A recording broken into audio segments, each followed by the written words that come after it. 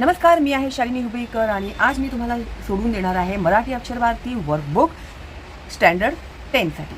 इयत्ता 10वीच्या विद्यार्थ्यांसाठी वर्कबुकचे question end answers मी solve करून देणार आहे। और जो बच्चे हिंदी जानते हैं उन लोगों को मैं बता देना चाहती हूँ कि ये सारा मैंने हिंदी में उसके पोएट्री वगैरह जो है लेसन है उसके सारे एक्सप्लेनेशंस मैंने हिंदी में ऑलरेडी कर दिए हैं। उसके क्वेश्चन एंड आंसर्स भी एक्सप्लेन कर दिए हैं आप लोगों के लिए। कुछ बच्चों के मुझे मैसेज आए कि मैम हमें मराठी में भी आप बताइए, तो फिर मैं मराठी में अभी एक्सप्लेन करने वाली हूँ। तो जिन लोग को हिंदी में एक्सप्लेनेशन चाहिए तो प्लीज़ आप लोग शालिनी हुबळीकर चैनल में हिंदी में इन सब का एक्सप्लेनेशन देख सकते हैं। और वर्कबुक में आंसर्स तो सेम ही होने वाले हैं, तो कोई बात नहीं है, आप लोगों को देखना है और लिखना है समझकर, ठीक है। तो संतवाणी ही जी संतवाणी आहे अंकिलामी दास तुझा जे लिहिलेलं आहे संत नामदेव यांनी, ह्याचं एक्सप्लेनेशन मी ऑलरेडी केलेलं आहे तुम्हाला। पण आता तुमच्या ह्या ज्या व्यवसायामध्ये दिलेलं आहे ते सुद्धा मी तुम्हाला थोडक्यात वाचून दाखवणार आहे आणि थोडक्यात एक्सप्लेनेशन सुद्धा करणार आहे। म्हणजे कसं होईल ना, तुम्ही सुद्धा तुमच्या त्या लिंकमध्ये राहणार, तुमचाही लिंक जो आहे तो तुटणार नाही। अंकिलामी दास तुझा संत नामदेव अभंगाच्या शीर्षकाचा अर्थ। आता हे जे शीर्षक आहे त्याचा अर्थ काय, टायटल जे आहे त्याचा अर्थ काय आहे की कवितेच्या किंवा पाठाच्या नावाला शीर्षक म्हणतात। आता कोणतीही कविता असेल किंवा एखादा धडा असेल तर त्याचं जे नाव असतं ना त्याला काय म्हणतात, शीर्षक म्हणतात। अंकिलामी दास तुझा म्हणजे हे विठ्ठला देवा मी तुझा दास, दास म्हणजे भक्त, तुला शरण आलो आहे। I am appointed myself your das, okay. I am surrendered in front of you because you are my God and I am your slave, I am your das, okay. तर ह्याचा अर्थ असा आहे, I am appointing myself your slave, das, bhakt, okay. अभंगाची मध्यवर्ती कल्पना means overall theme of this abhang, okay.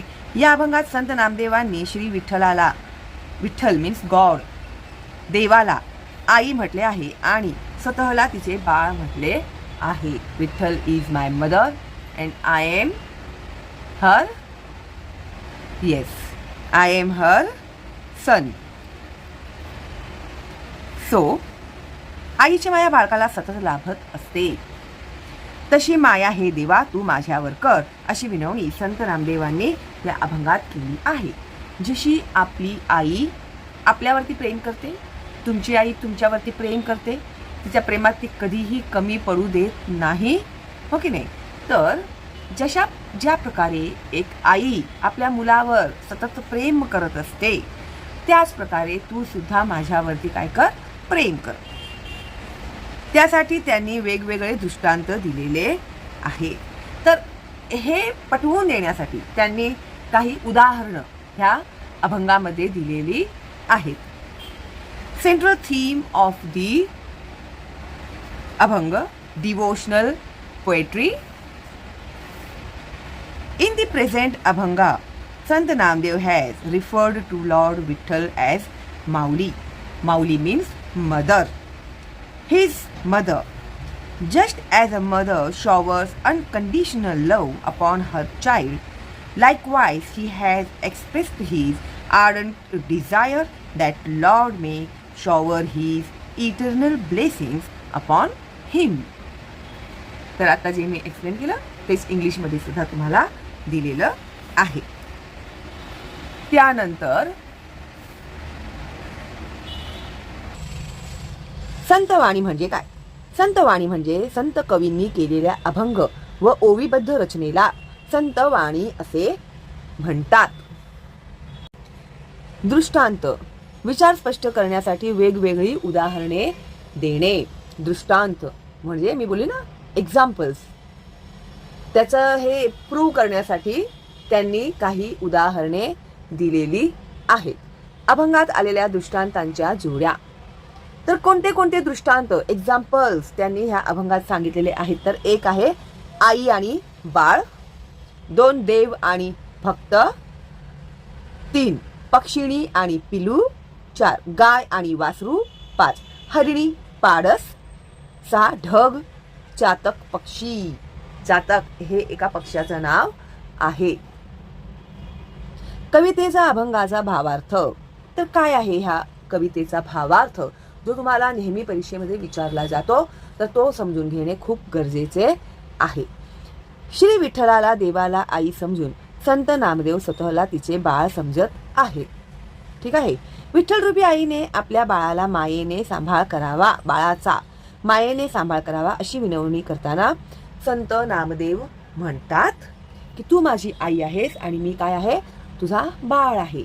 तर ते विठ्ठलाला विनवणी करत आहेत आणि ते विनवणी करताना त्यांनी काही दृष्टांत म्हणजे काही एक्झाम्पल्स विठ्ठलाला दिलेले आहेत. तर ते अशा प्रकारे आहे. अग्नी माझी पडे बाळू, माता धावे कनवाळू. आता एखादा बाळ जेव्हा अग्नीमध्ये पडतो त्यावेळी त्याची जी आई असते, आगीमध्ये चुकून जर एखादे बालक पडले तर त्याला वाचवण्यासाठी त्याची दयाळू आई वेगाने धावत जाते. आता बाळ आगीत पडलं म्हटल्यावर ती आई बघत बसणार आहे का, माझा हात जळेल बाबा, मी ने हात लावणार बाळाला, असं ती एक क्षण तरी विचार करेल का? नाही. ती पहिल्यांदा जाणार आणि त्या पहिल्यांदा ती आपल्या बाळाला वाचवणार. ती तिच्या जीवाची सुद्धा पर्वा करणार नाही. तर एखादं बाळ जर आगीत पडल्यावर जशी तिची आई धावून जाते विठ्ठला, तसाच तू सुद्धा माझ्यासाठी धावून ये. आता त्याच्यासाठी त्यांनी ते सांगितलेलं आहे की तैसा धावे माझिया काजा. काजा म्हणजे कामासाठी, कामाला, फॉर वर्क. अंकीला मी दास तुझा. का? तर मी मला स्वतःला तुझा दास अंकीला आहे. तर तैसा धावे माझिया काजा, अंकीला मी दास तुझा. त्याप्रमाणे हे देवा विठ्ठला, माझे काम पूर्ण करण्यासाठी तू धावत ये. मी तुला शरण आलेला तुझा दास भक्त आहे. तुझ्या पायाशी नम्र झालेला मी तुझा परम भक्त आहे. सवेची झेपावे पक्षिणी, पिली पडतांची धरणी. झाडावरून अचानक जर पिल्लू खाली पडले तर लगेच पक्षिणी त्याच्याकडे झेप घेते म्हणजे उडी घेते. पिल्लाला वाचवण्यासाठी ती पटकन जमिनीवर येते. बघत बसणार आहे का ती? पिल्लू पडतंय आणि ते आपण चला पडल्यावर उचलूया, तिला विचार करेल का ती? नाही. ती पटकन झेप घेईल आणि ती आपल्या बाळाला उचलून घेईल. भुकेले वत्सरावे. वत्सरावे म्हणजे वासरू, गाईचं पिल्लू. धेनू हुंबरत धावे. धेनू हे नेहमी परीक्षेमध्ये विचारलं गेलेलं आहे. समानार्थी शब्द. धेनू म्हणजे गाय, लक्षात घ्या. काव. धेनू म्हणजे काय? गाय. समानार्थी शब्द लिहा.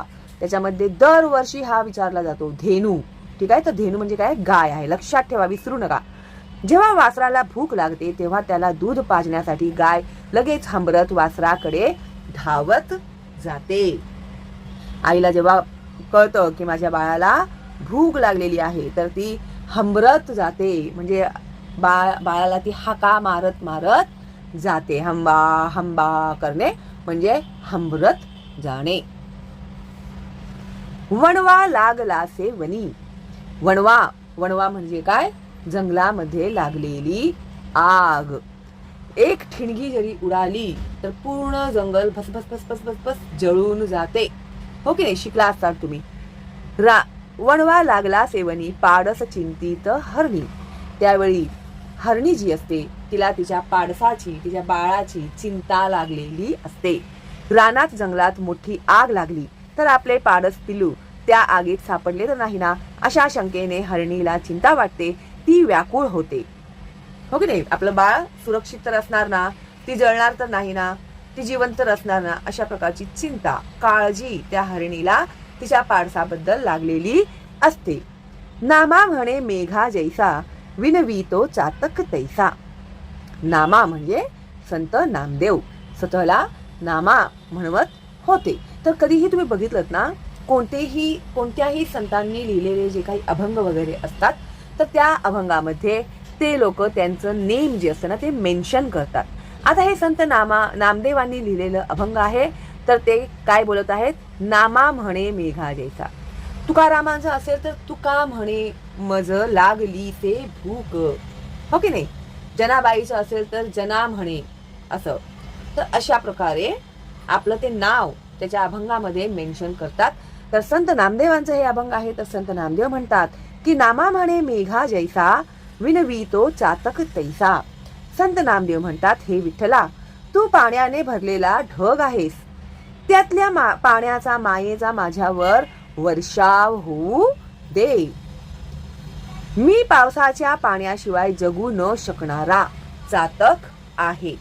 ज्या प्रकारे चातक हा पक्षी पावसाच्या पाण्यावरती जगतो, तर त्याच पक्षाप्रमाणे मी सुद्धा काय आहे, एक चातक पक्षी आहे. तर मी तुझ्याशिवाय जगू शकत नाही. जसं पावसाच्या पाण्याशिवाय चातक पक्षी जगू शकत नाही, तसं हे विठ्ठला, तुझ्याशिवाय मी सुद्धा जगू शकत नाही. तू पावसाचा ढग आहेस, माझे जीवन तू सांभाळ, अशी मी विनवणी करीत आहे.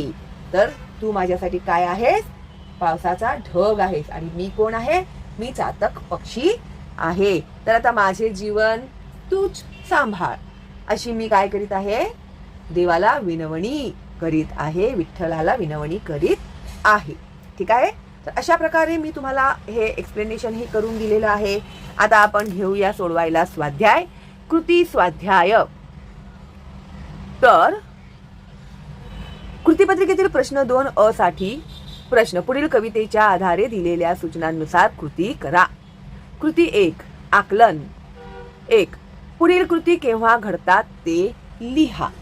कृती मीन्स घटना, घडलेली घटना, incident. Then when this incident occur, that you have to write. Okay, so 1, माता धावून जाते.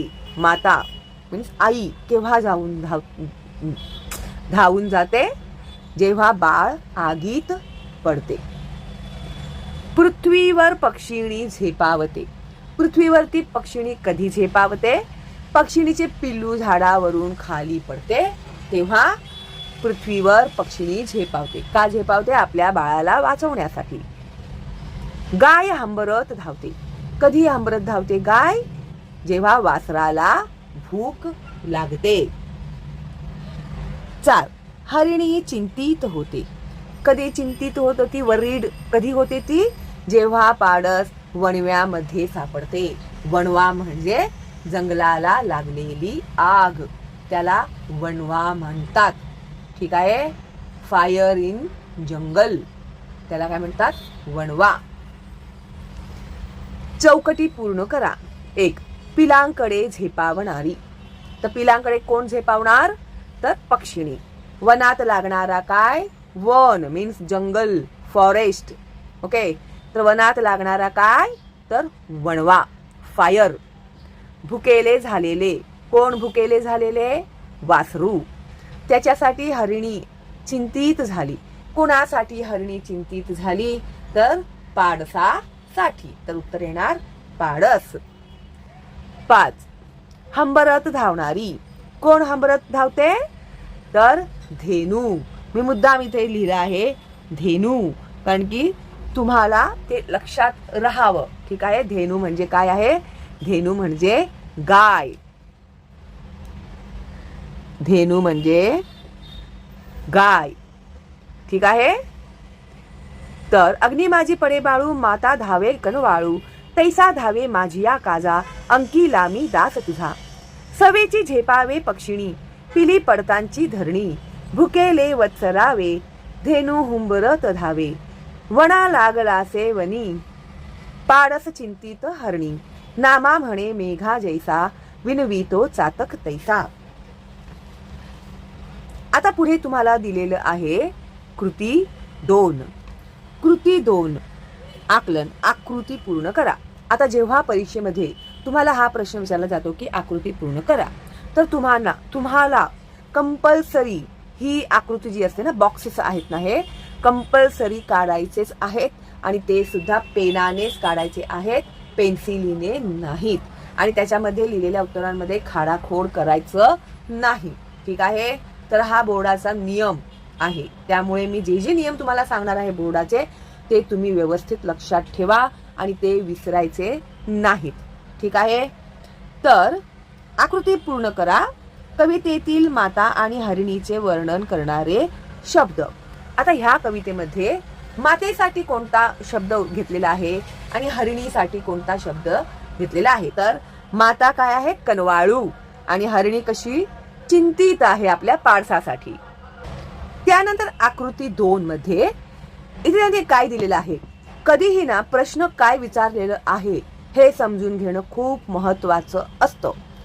सगळा अभ्यास केला तुम्ही पण प्रश्न समजत नाहीये तुम्हाला, तर काय उपयोग आहे त्याचा? हो की नाही? तर तुम्हाला प्रश्न समजून घेणं खूप महत्वाचं असतं. त्यामुळे काय विचारलेलं आहे ते समजून घ्या. ठीक आहे. संत नामदेवांनी श्री विठ्ठलाला या रूपांत पाहिले.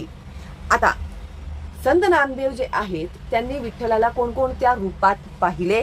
तर जे तुम्हाला दृष्टांत सांगितलेले होते तेच रूप ह्याच्यामध्ये तुम्हाला लिहायचे आहेत. तर कोणत्या कोणत्या रूपात त्यांनी विठ्ठलाला पाहिले आहे? तर एक आहे माता, जी आपल्या बाळासाठी धावत जाते. पक्षिणी आपल्या पिलांना झेपण्यासाठी जाते. धेनू म्हणजे गाय आपल्या भुकेल्या वासराला हंबरत जाते तिचं दूध पाजण्यासाठी. हरिणी चिंतित आहे कुणासाठी? आपल्या पाडसासाठी. कधी? जंगलामध्ये आग लागते तेव्हा. मी का हे वारंवार रिपीट करत आहे की तुमच्या डोक्यातनं ते फिक्स बसलं पाहिजे. आदल्या मधल्या रात्री पण कुणी विचारलं ना तुम्हाला की बाबा हरिणी का चिंतित होती, तर तुम्हाला पटकन बोलता आलं पाहिजे की जंगलाला लागलेल्या वणव्यात आपलं पिलू सुरक्षित तर आहे की नाही, ह्यासाठी ती चिंतित होती, असं पटकन बोलता आलं पाहिजे तुम्हाला. ठीक आहे. त्यामुळे मी हे वारंवार रिपीट करत आहे, लक्षात घ्या. आणि मेघाच्या रूपात सुद्धा बघितलं आहे आणि ते स्वतःला काय म्हणत आहेत? तर एक चातक पक्षी म्हणत आहे. ओके नाही? ज्या प्रकारे चातक पक्षी पावसाच्या पाण्याशिवाय जगू शकत नाही, त्याच प्रकारे हे नामदेव सुद्धा विठ्ठलांच्या शिवाय जगू शकत नाही. आता 2 कोण ते लिहा. ओके. तर हे कोण आहेत? परमेश्वराचे दास. कोण स्वतःला परमेश्वराचे दास म्हणत आहेत? तर ते आहेत संत नामदेव. हे परीक्षेमध्ये विचारलं गेलेलं आहे. लक्षात घ्या आणि व्यवस्थित समजून घ्या. परमेश्वराचे दास कोण आहे? तर संत नामदेव. मेघाला विनवणी करणारा, मेघ म्हणजे ढग, क्लाउड्सला रिक्वेस्ट करणारा कोण आहे? तर तो आहे चातक पक्षी. त्यानंतर 3 संत नामदेवांनी ज्यांना विनवले आहे. कोणाला विनवले आहे? रिक्वेस्ट कोणाला केलेला आहे? संत नामदेवांनी विनंती कोणाला केलेली आहे? तर ते आहेत श्री विठ्ठल देव. 4 सकल संत गाथेचे संपादक. आता ही जी संत गाथा आहे त्याचे संपादक कोण आहेत? तर ना ते बघा तुमची अभंगवाणी जिथे दिलेली आहे लिहून, तिथे बघा तुम्ही खाली बघितलं ना, सकल संत गाथा खंड पहिला श्री नामदेव महाराजांची अभंग गाथा अभंग क्रमांक 1661. संपादक कोण आहेत? तर प्राध्यापक डॉक्टर रा गोसावी. तुम्हाला असा प्रश्न पडेल, अरे इकडे संपादक कुठून आला म्हणून, तर त्याचे संपादक कोण आहेत? तर ते आहेत प्राध्यापक डॉक्टर रा गोसावी. तर हेच उत्तर इथे आपल्याला लिहायचं आहे. नाहीतर लिहून टाकणार तुम्ही संत नामदेव, तर नाही आहे. संत नामदेवांनी छापलंय का हे? नाही. तर हे ह्याचे संपादक कोण आहेत? तर प्राध्यापक डॉक्टर रा गोसावी. ठीक आहे. नाही आठवलं एवढं तर डॉक्टर गोसावी एवढं लिहिलं तरी सुद्धा चालेल. Something is better than nothing, तेवढेच मार्क्स भेटतील तुम्हाला. त्यानंतर 5 परमेश्वर कृपेची याचना करणारे. कोण रिक्वेस्ट करते देवाला की माझ्यावरती कृपा कर देवा म्हणून? कोण करते? तर संत नामदेव. 6 भुकेलेले. कोण आहे भुकेलेले? म्हणजे हंग्री, ज्याला भूक लागली आहे त्याला भुकेलेले म्हणतात. तर कोण आहे भुकेलेले? तर ते आहे वासरू. त्यानंतर 7 भक्तांच्या हाकेला धावून येणारा. कोण धावून येतं भक्तांच्या हाकेला? देव धावून येतो. हो की नाही?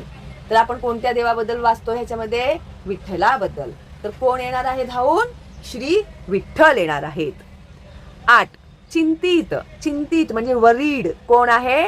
तर वरीड आहे हरिणी. कोण आहे वरीड? हरिणी. त्यानंतर 3 सहसंबंध जोडा, कनेक्शन्स. ओके. तर माताचं रिलेशन बाळाबरोबर आहे. हो की नाही? आणि हरिणीचं रिलेशन तिचं बाळ पाडस बरोबर. पक्षिणीचं काय आहे? पिलू. आणि धेनू गायचं काय आहे? तर ते आहे वासरू. समजलं ना? कवितेचंच दिलेलं आहे हे सगळं. एका झटक्यात नाही समजलं तर 2-3 वेळा बघा, म्हणजे ते एकदा फिक्स बसेल डोक्यामध्ये. नाहीतर काय हो जाईल तुमचं ना, पुढचं पाठ आणि मागचं सपाट करत जाल. जेव्हा अभ्यास करतात ते लक्षात राहील आणि मागे काय अभ्यास केला ते जात जाईल, डोक्यामधून गायब होत जाईल. ठीक आहे ना? तर ते कनेक्शन तोडायचं नाहीये तुम्हाला, ते कनेक्टेड राहायचंच आहे त्याच्याबरोबर. ठीक आहे? पूर्ण आठवडा अभ्यास केल्यानंतर 1 दिवस किंवा 2 दिवस रिव्हिजनसाठी ठेवायचे असतात. म्हणजे आपण गेल्या आठवड्यात काय काय अभ्यास केला तर तो अभ्यास बरोबर तुमच्या डोक्यात राहील. ठीक आहे? नाहीतर होईल तुमचं पुढचं पाठ आणि मागचं सपाट. ठीक आहे? आता कृती 3, कवितेतील शब्दांचे अर्थ. पुढील शब्दांचे अर्थ लिहा. अग्नी म्हणजे आग, माता म्हणजे आई, काज म्हणजे काम, दास चाकर सेवक, धरणी म्हणजे धरती, धेनू म्हणजे गाय, वन रान जंगल, मेघ ढग, सवे लगेच पटकन, पाडस. पाडस म्हणजे पिल्लू. पाडस म्हणजे हरिणीचे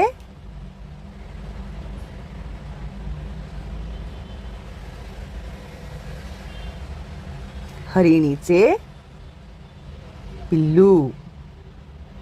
हरिणीच्या पिल्लूला काय म्हणतात? अफाऊन. ठीक आहे? तर अशा प्रकारे समजून व्यवस्थित उत्तर लिहायला शिका. आता कृती 4 मध्ये काव्य सौंदर्य. 1, अग्नी माझी पडे बाळू, माता धावे कनवाळू, तैसा धावे माझिया काजा, अंकी लामी दास तुझा. या ओळीचे भाव सौंदर्य स्पष्ट करा असं त्यांनी सांगितलेलं आहे. आता ह्याचं मी एक्सप्लेनेशन तुम्हाला दिलेलं आहे की नाही, आपण आताच शिकलो ते, हो की नाही? तर तेच येणार आहे त्याच्यामध्ये त्याचं उत्तर. ठीक आहे? तरी सुद्धा मी तुम्हाला पटापट दाखवणार आहे काव्य सौंदर्य कसं असतं ते. ठीक आहे? आणि ते तुम्ही कशा प्रकारे लिहिणार. आता लिहत बसणार नाहीये मी, जर लिहायला बसले तर खूप वेळ होईल. मी तुम्हाला एक्सप्लेन करून टाकते. ठीक आहे? अंकी लामी दास तुझा या अभंगात संत नामदेव यांनी श्री विठ्ठलाची आर्तपणे विनवणी केली आहे. माता होऊन तू माझा सांभाळ कर असे देवाला सांगताना ही ओळ त्यांनी लिहिली आहे. आता ही ओळ त्यांनी का लिहिली की अग्नी माझी पडे बाळू, माता धावे कनवाळू, तैसा धावे माझिया काजा, अंकी लामी दास तुझा. तर एक आई होऊन तू माझा सांभाळ कर ह्यासाठी त्यांनी ही ओळ लिहिलेली आहे. संत नामदेव ऐहिक संसाराच्या जंजाळात अडकलेल्या परमभक्ताची मनोव्यथा सांगताना म्हणतात. मनोव्यथा म्हणजे त्यांच्या मनाचं दुःख जे आहे ते सांगत आहेत. आगीमध्ये पडलेल्या बाळाचे रक्षण करण्यासाठी दयाळू आई जशी धावत वेगाने त्याच्या पाशी जाते, तसा हे देवा मी तुला शरण आलेला, तुझ्या आश्रयाला आलेला, मी तुझा दास सेवक भक्त आहे. मी संसाराच्या आगीत होरपळतो आहे. होरपळणे म्हणजे जळणे. आता ते सुद्धा संसारी पुरुष होते, त्यांना बायको मुलं घरी त्यांचे आई वडील असे सगळी फॅमिली त्यांची होती. तर मी आहे या संसाराच्या आगीत काय आहे? होरपळत आहे. अग्नी माझी पडे बाळू, आगीत पडलेल्या बाळाप्रमाणे मी ह्या संसार रूपी आगीत होरपळत आहे, जळत आहे. मला यातून सुखरूप बाहेर काढ. तू माझी माता आहेस व मी तुझा बाळ आहे. आई बाळाच्या दृष्टांतातून संत नामदेवांनी आपल्या मनातील दुःख समर्पकपणे व्यक्त केले आहे. तर अशा प्रकारे हे जे काही रिलेशन आहे आईचं आणि बाळाचं त्यांनी ह्या ओळीमधून मेन्शन केलेलं आहे. ठीक आहे? तर अशा प्रकारे ते तुम्हाला लिहून काढायचं आहे. लिहायचं प्रॅक्टिस करा. लिहायचं प्रॅक्टिस तुम्ही नाही केलं तर तुम्हाला पेपर पूर्ण सोडवता येणार नाही. त्यामुळे लिहायचा अजिबात कंटाळा करायचा नाही. असे कितीतरी मी विद्यार्थी पाहिलेले आहेत त्यांना बाराखडी सुद्धा लिहिता येत नाही. जर अशा प्रकारे तुम्ही जर 10वीचा पेपर देणार असाल तर खूप अवघड आहे. अजूनही वेळ गेलेली नाही. बेसिक मराठी कशा प्रकारे लिहिली पाहिजे त्याचे मी व्हिडिओज अपलोड केलेले आहेत. प्लेलिस्ट मध्ये जा, तुम्हाला ते पाहायला भेटतील. व्याकरण सुद्धा शिकवलेलं आहे. काना मात्रा वेलांटी कशी लिहायची ते सुद्धा मी सगळं शिकवलेलं आहे. ठीक आहे? तर जा आणि ते शिका पहिल्यापासून. काही लाजिरवाणी गोष्ट नाहीये ह्याच्यामध्ये. ते आलं तर ही येईल, नाहीतर हे कधी येणार नाही जिंदगीमध्ये. लक्षात ठेवा. ठीक आहे. त्यानंतर 2, नामा म्हणे मेघा जैसा विनवितो चातक तैसा. या ओळीतील विचार सौंदर्य विशद करा, म्हणजे स्पष्ट करा. काय विचार करून संत नामदेवांनी ही ओळ लिहिली असेल? आता याचं एक्सप्लेनेशन तर तुम्ही पाहिलेलंच आहे, हो की नाही? पण ते लिहिताना त्यांची वाक्य रचना कशा प्रकारे केली पाहिजे हे आपल्याला समजणं खूप गरजेचं आहे, हो की नाही? तरच आपण ते लिहू शकतो. आपली विचारशक्ती आणि आपली कल्पनाशक्ती वाढवण्यासाठी तुम्हाला लिहिण्याची प्रॅक्टिस केलीच पाहिजे, ठीक आहे? तर ह्याचं उत्तर लिहिताना तुम्ही कसं लिहिणार? नामा म्हणे मेघा जैसा विनवितो चातक तैसा. या ओळीतील विचार सौंदर्य विशद करा. उत्तर, संत नामदेव यांनी अंकी लामी दास तुझा या अभंगामध्ये श्री विठ्ठलाला भवसागरातून तारून नेण्यासाठी विनवणी केली आहे. ह्या संसार रूपी भवसागरातून तू मला बाहेर काढ, तू मला तारून ने, अशी विनंती संत नामदेव श्री विठ्ठलाला करीत. सगळ्यात आधी ह्याच्यामध्ये हे मेन्शन करणं खूप गरजेचं आहे. परीक्षेमध्ये उत्तर लिहिताना कोणी लिहिलं आहे तर संत नामदेव यांनी. कशामध्ये लिहिलं आहे तर अंकी लामी दास तुझा या अभंगामध्ये. काय सांगितलं आहे? हे लिहिण्यासाठी श्री विठ्ठलाला भवसागरातून तारून नेण्यासाठी विनवणी केली आहे. मनातले भाव व्यक्त करताना या ओळींमध्ये मेघ चातकाचा दृष्टांत योजिला आहे. दृष्टांत म्हणजे एक्झाम्पल. त्यांनी सांगितला मेघ आणि चातक ह्यांचं उदाहरण दिलं, ठीक आहे? मेघ म्हणजे कोण आहेत? मेघ म्हणजे विठ्ठल. आणि चातक पक्षी कोण आहे?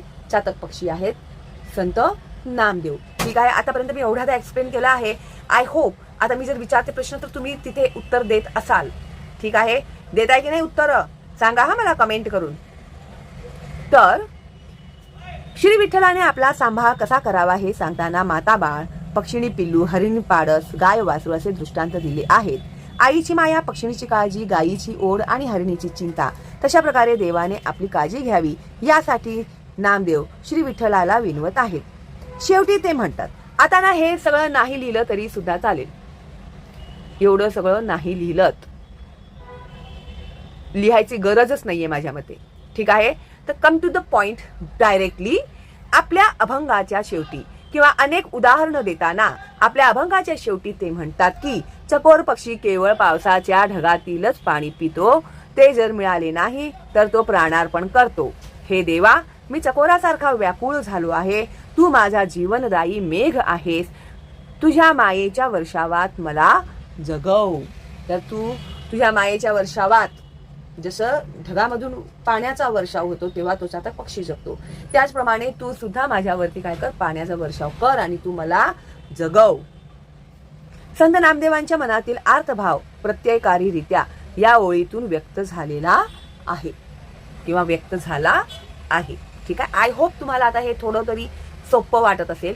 एकदाच बघितलं तर थोडं तुम्ही फ्री व्हाल. 2-3 वेळा बघा कंटिन्युअसली, म्हणजे पक्क ते तुमच्या डोक्यामध्ये बसेल. त्यानंतर 3, संत नामदेवांनी परमेश्वराकडे केलेली विनंती सोदाहरण स्पष्ट करा. सोदाहरण म्हणजे विथ एक्झाम्पल किंवा उदाहरणासह स्पष्ट करा. तर ते शॉर्टकट मध्ये त्यांनी लिहिलं आहे, सोदाहरण स्पष्ट करा. तर संत नामदेवांनी परमेश्वराकडे काय विनंती केलेली आहे? तर उत्तर, संत नामदेवांनी विठ्ठलाला माऊली, आई असे म्हटले आहे. आईची माया जशी तिच्या बाळावर वर्षाव असते तशी मायेची व प्रेमाची पाखर हे देवा तू माझ्यावर अविरत करावीस, अशी विनंती संत नामदेव या अभंगात करतात. आता हे ऑलरेडी मी तुम्हाला सगळं एक्सप्लेन केलेलं आहे, त्यामुळे मला नाही वाटत की मी वारंवार हे तुम्हाला एक्सप्लेन केलं पाहिजे. जिथे मला आवश्यक वाटेल तिथेच मी तुम्हाला एक्सप्लेन करते. अशी विनवणी करताना त्यांनी प्राणी पक्ष्यांमधील मातृप्रेमाची 3 उदाहरणे दिलेली आहेत. झाडावरून अचानक धर्तीवर पडलेले पिल्लू जेव्हा पक्षिणी पाहते तेव्हा ती त्याला वाचवण्यासाठी तत्परतेने झेप घेते. वासराला भूक लागते व ते हंबरते. त्याची भूक तत्काळ जाणून गाय त्याला दूध पाजण्यासाठी हंबरत वासराकडे धाव घेते. रानात पेटलेल्या वणव्यात हरिणीचे पाड सापडले तर हरिणी चिंतित होते, व्याकुळ होते. व्याकुळ होणे म्हणजे रेस्टलेस होणे. त्याप्रमाणे संत नामदेव श्री विठ्ठलाला मातृप्रेमाचा वर्षाव करायला सांगतात. श्री विठ्ठलाने पाण्याने भरलेला ढग होऊन चातक रूपी माझ्यावर मायेचा वर्षाव करावा, अशी विनवणी संत नामदेव करतात, ठीक आहे? तर ओव्हरऑल सगळीच उदाहरणं आपल्याला थोडक्यात ह्याच्यामध्ये मांडायची आहेत, ठीक आहे? 4, आई, प्राणी, पक्षी यांच्या मातृप्रेमाचे कवितेतून व्यक्त झालेले वर्णन तुमच्या शब्दात सांगा. आता आई म्हणजे मदर, प्राणी ॲनिमल, पक्षी बर्ड्स यांच्या मातृप्रेमाचे कवितेतून व्यक्त झालेले वर्णन तुमच्या शब्दात सांगा. याच्यामध्ये 3 एक्झाम्पल्स त्यांनी आपल्याला इकडे मेन्शन केलेले आहेत. एक म्हणजे आई म्हणजे माता, प्राणी कोण आहे तर हरिणी, आणि पक्षी कोण होतं तर पक्षिणी. ठीक आहे, किंवा चातक पक्षी ते. तर ह्याच्यामधून हा पक्षिणी आहे, पक्षिणी, चातक पक्षी नाहीये. मातृप्रेमाबद्दल विचारलेलं आहे ना, तर या कवितेतून व्यक्त झालेले वर्णन तुम्हाला तुमच्या शब्दात व्यक्त करायला सांगितलंय. तर हा प्रश्न तुम्हाला स्वमत मध्ये सुद्धा येईल. स्वमत म्हणजे स्वमत वाचून घाबरायचं नाही, अभिव्यक्ती घाबरायचं नाही. You have to write your answer or your own opinion with the topic. Okay, विषयाला पकडून तुमचे काय मत आहेत हे तुम्हाला तुमच्या शब्दात मांडायचे आहेत. तुम्हाला मायसेल्फ विचारलं तर तुम्ही पटापट बोलता की नाही? I am a girl, my name is this, I am this year old वगैरे. कसं तुमच्याबद्दल तुम्हाला सांगितलं. आता मी तुम्हाला बोलली की बाबा तुमच्या शाळेच्या बद्दल सांगा, मग तुम्ही तुमच्या शाळेच्या बद्दल सांगणार ना, माझी शाळा अशी आहे, एवढे मजली इमारत आहे, तिथे लायब्ररी आहे, संगणक कक्ष आहे वगैरे, सगळं सगळं सगळं, लायब्ररी, कम्प्युटर रूम, हे ते, हो की नाही? तर ते तुम्ही मला पटकन सांगाल की नाही? तर अशाच प्रकारे कवितेमध्ये हे जे 3 आई, प्राणी, पक्षी आहेत यांच्याबद्दल तुम्हाला ह्या कवितेमध्ये जे लव्ह ऑफ मदर मेन्शन केलं गेलेलं आहे, तर त्याच्याबद्दल तुम्हाला तुमचं ओपिनियन त्यांनी इथे विचारलेलं आहे. तर that you have to write in your own words. Okay, तर हे सुद्धा तुम्ही ते कसं लिहिणार, ठीक आहे, ते पण आपण बघून घेऊया. आता संत नामदेवांनी श्री विठ्ठलाला माऊली म्हटले आहे आणि आपण स्वतः तिचे तान्हुले आहोत म्हणजे बाळ आहोत असा आशय अभंगात व्यक्त केला आहे. माता बाळाची काळजी घेते, त्याचे दुखले खुपले मायेने पाहते. आता बाळाला काय लागलं, पडलं बिडलं तर आई मारणार आहे का त्या बाळाला? नाही ना. मग ती काय करते, त्याला काय लागलं, कुठे लागलं, दुखलं तर नाही ना आपल्या बाळाला, ह्याची ती काळजी घेते. हो की नाही? आता ना तुम्ही असं विचार करत असाल की आमची आई तर धोपटूनच काढते आम्हाला, हो की नाही? पण तुम्ही मोठे झालेले आहात आणि अशा काही चुका तुम्ही वारंवार करता ना, म्हणून ती बिचारी तुम्हाला धोपटून काढते. तुम्ही जेव्हा लहान होतात, बाळ होतात, तेव्हा धोपटायची का तुम्हाला मम्मी? नाही ना. समजतं मला सगळं तुमच्या डोक्यात काय झालेलं आहे. आता तर ती चांगलं आम्हाला फोडून काढते असं तुम्ही विचारही केला असेल, हो की नाही? पण तुम्ही जेव्हा लहान बाळ होतात तेव्हा तिने तुमची काळजी घेतली म्हणून तुम्ही आज एवढे मोठे झाला आहेत, हे विसरून चालणार नाही. ठीक आहे? तर तुम्हाला जे काही लागलं, खपलं, दुखलं, ताप आलं, काय झालं तर कोण काळजी घेत होती? तुमची आई काळजी घेत होती. मायेने ती तुमचं सगळं करत होती. तुमचं शी शू सगळं काढलं तिने ना लहान असताना. तेव्हा तुम्ही एवढं व्यवस्थितपणे मोठे झालात, हो की नाही? जर तिने टाकून दिलं असं, शी मी नाही हात लावणार असं बोलून जर तिने सोडून दिलं असतं तर चाललं असतं का? काय झाली असती तुमची अवस्था? अशी एक साधी गोष्ट तुम्ही विचार केली पाहिजे. ठीक आहे? त्यामुळे आता मुद्दाम तिला त्रास द्यायचा नाही. बाळाला काही लागले तर तिचा जीव कासावीस होतो. तशीच हरिणी आगीत सापडलेल्या बाळाचे रक्षण करण्यासाठी धावत वेगाने जाते. तिचं बाळ आहे आगीत तर ते धावत जाणार तिचं पाडसाचं रक्षण करण्यासाठी. तसेच झाडावरून पडलेल्या पिलाला वाचवण्यासाठी पक्षिणी त्याच्याकडे झेप घेते. आई मूर्तिमंत करुणा आहे. म्हणजेच काय? आई काय आहे तर ती एक मूर्तिमंत करुणा आहे. करुणा म्हणजे दया आहे तिच्या मनामध्ये. साक्षात दयाळू आहे. विठू माऊलीने आपला सांभाळ करावा, प्रतिपाळ करावा. संसार रूपी आगीत होरपळणाऱ्या आपल्या मनावर मायेची फुंकर घालावी. माझे जीवन कृपेच्या वर्षावाने फुलवावे. अशा प्रकारे संत नामदेवांनी आई, प्राणी, पक्षी यांच्या मातृप्रेमाचे वर्णन कवितेत केलेले आहे. तर हेच 3 उदाहरणे तुम्हाला तिथे लिहायची आहेत. ठीक आहे? आई म्हणजे माता, प्राणी म्हणजे कोण? हरणी, आणि पक्षी म्हणजे पक्षिणी जी आपल्या पिलांना, झाडावरून पडणाऱ्या पिलाला वाचवण्यासाठी झेप घेते. हेच तुम्हाला इथे एक्सप्लेन करायचं आहे. ठीक आहे? समजतंय ना? आता सोपं वाटतंय की नाही? गुड. आता इथे तुम्हाला प्रश्न 5 मध्ये दिलेला आहे. पक्ष्याच्या, प्राण्याच्या आपल्या पिलाशी असलेल्या संबंधाबाबत तुमचा अनुभव लिहा. आता तुमचा अनुभव म्हणजे युअर एक्सपिरियन्स. ओके, तुम्हाला काय अनुभव आलेला आहे? आता बघा, कुणी घरात पाहतं किंवा कुणाच्या इथे सोसायटीमध्ये वगैरे मांजर, कुत्रे असतात, त्यांची पिलं तुम्ही पाहिली असतील. एखादं पिलू हरवलं असेल तर ती माऊली कशी तिला शोधत राहते सगळीकडे, हे कधी ना कधीतरी तुम्ही पाहिलंच असेल. गावी आहात तुम्ही, कोंबडी आहेत, कोंबडीची अंडी असतील, तिची पिलं असतील, एकही पिलू जर हरवलं तिचं, तर ती आई कशी वेड्यासारखी सगळ्यांना ती पिलाला शोधायला जाते, हो की नाही. तर अशा प्रकारचे काय अनुभव तुम्हाला आलेले आहेत, तर त्याच्यातलं एकच अनुभव इथे त्यांनी तुम्हाला लिहायला सांगितलेलं आहे. तर एक उदाहरण म्हणून एक अनुभव मी तुम्हाला दाखवणार आहे, पण जर तुम्हाला असं काही अनुभव आलं असेल तर ते तुम्ही लिहू शकता. एखादी मांजरी असते, तिची पिल्लू भेटलं नाही तर ती कशी वेड्यासारखी कासावीस होऊन तिला शोधायला लागते, ती कशी आवाज करते, ती कशी जोरजोराने ओरडते आपल्या पिलासाठी. ओके, तर हे तुमच्या शब्दात तुम्हाला ते लिहायचं आहे. तर आता एक उदाहरण आपण इथे घेऊया. तर हे आहे नमुना उत्तर. तुम्हाला तुमचं उत्तर लिहायचं आहे. तुम्हाला फक्त समजण्यासाठी हे उत्तर दिलेलं आहे. आम्ही कोंबड्या पाळल्या आहेत, त्यांच्यासाठी सुंदर खुराड्या केल्या आहे. या कोंबड्यांपैकी एक कोंबडी माझी अत्यंत प्रिय आहे. पांढरा शुभ्र रंगाची काळी शेपटी असलेल्या या कोंबडीचे नाव मी श्वेताली असे ठेवले आहे. एकदा श्वेताली खुडूक झाली. आईने तिला मऊ गवताच्या गादीवर अंडी उबवण्यास बसवली. खुडूक झाली म्हणजे काय, प्रेग्नेंट झाली, मग ती अंडी देणार ना. मग अंडी खुडूक झाली. आईने तिला मऊ गवताच्या गादीवर अंडी उबवण्यास बसवली. खुडूक झाली म्हणजे तिने अंडी दिली. तर तिच्या आईने तिला एक मऊ गवताच्या गादीवर बसवले अंडी उबवण्यासाठी. सुमारे 21 दिवसांनी श्वेतालीला पांढरी व राखाडी अशी 9 पिले झाली. गोंडस पिले आईच्या अवतीभोवती असायचे. तर कोंबडीची पिली किती छान दिसतात ना, ती आईच्या अवतीभोवती आजूबाजूला फिरत असायची. श्वेताली त्यांची काळजी घेई. त्यांना चोचीने निवडून धान्य खाऊ घाली. दुपारी निवांत झाडाच्या सावलीत पिलांना पंखात घेऊन पडून राही. पिल्ले चिवचिवत पंखातून डोके वर काढून टुकू बघत राहत.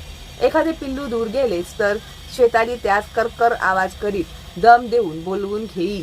एकदा एक घार पिल्लावर झेप टाकून आली तेव्हा श्वेताली चवताळून घारीच्या अंगावर धावून गेली. आईने पिल्लांचे रक्षण केले.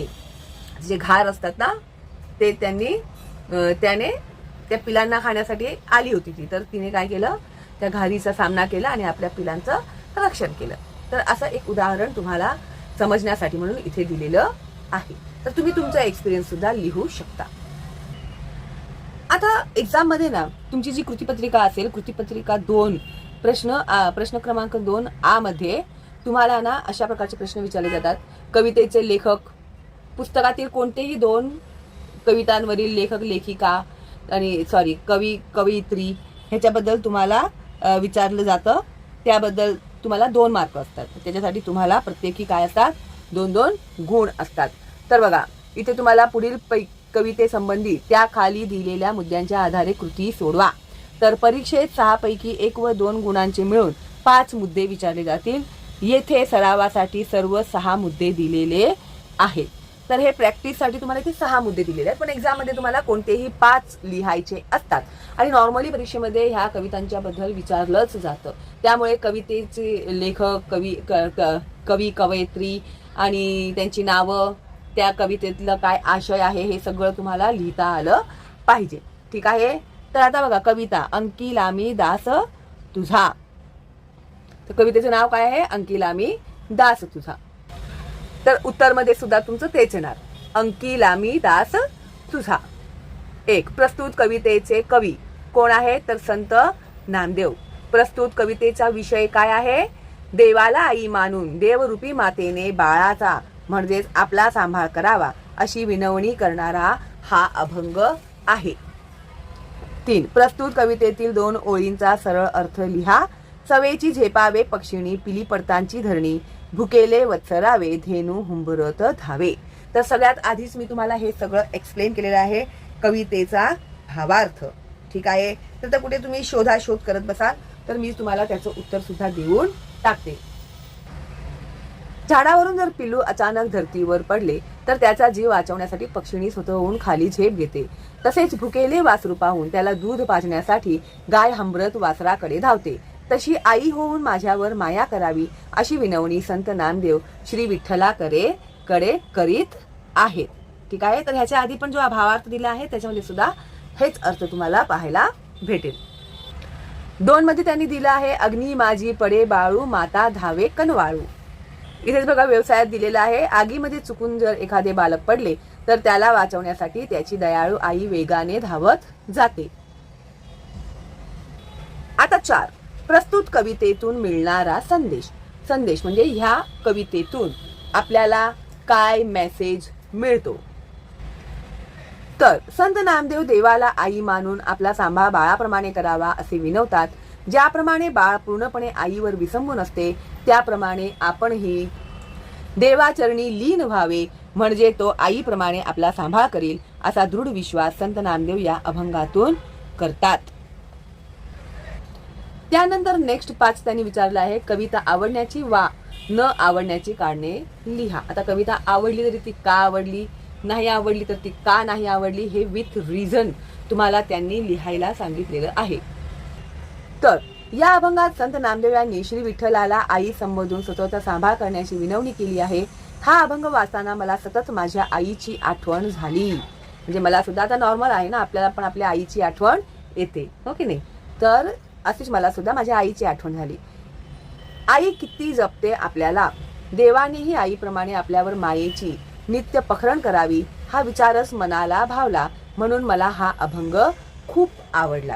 तर याच्यामध्ये आईच्या मायेबद्दल इथे सांगितलेलं आहे आणि देव सुद्धा ही कोण आहे, आपली आई आहे, ती सुद्धा आपला सांभाळ करते. हा जो मेसेज मिळतोय ना या कवितेमधून, या अभंगामधून, तो मला खूप आवडलेला आहे. ठीक आहे. तर आम्ही काय सांगितलं बाबा, आम्हाला ते आवडलेलं आहे. ठीक आहे. त्यानंतर 6, प्रस्तुत कवितेतील दिलेल्या शब्दांचे अर्थ लिहिणे. धेनू म्हणजे गाय, जे मी सांगितले की नेहमी विचारलं जातं. अग्नी म्हणजे आग, माता म्हणजे आई, कनवाळू म्हणजे दयाळू. लक्षात ठेवा, कनवाळू म्हणजे दयाळू, करुणामय, दयामय, दयाळू. ठीक आहे. करुणा म्हणजे सुद्धा दया. तर अशा प्रकारे आपली संतवाणी जी आहे, अंकिल आम्ही दास झालेला आहे पूर्ण. पुढच्या व्हिडिओमध्ये मी तुम्हाला योगी सर्व काळ सुखदाता संत एकनाथ यांचे हे जे अभंग आहे ते मी एक्सप्लेन तर केलेलंच आहे, हिंदीमध्ये तुम्ही बघू शकता. त्याखालील प्रश्नांची उत्तरं वगैरे सगळी सोडून झालेली आहेत. पण आपण इथे वर्कबुक सोडवत आहोत, तर पुढच्या व्हिडिओमध्ये मी हे वर्कबुक पण तुम्हाला सोडवून देणार आहे. ठीक आहे. कमीत कमी वेळेत कसा आपला जास्तीत जास्त अभ्यास होईल ह्याकडे आपण प्रयत्न केला पाहिजे. ठीक आहे. तर मला आशा आहे की हे जे मी आता वर्कबुक तुम्हाला सोडून दिलं आहे ते तुम्हाला समजलंही असेल आणि तुमचा अभ्यास आता 70% तर झालेलाच आहे, म्हणजे ह्या कवितेचा अभ्यास. ठीक आहे.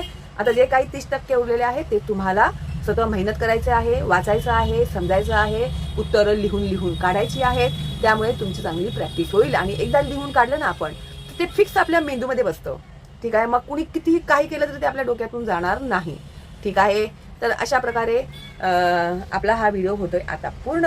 नवीन आहात तुम्ही तर लवकर सबस्क्राईब करा, बेलचा आयकॉन टॅप करा आणि फॉरवर्ड करायला विसरू नका.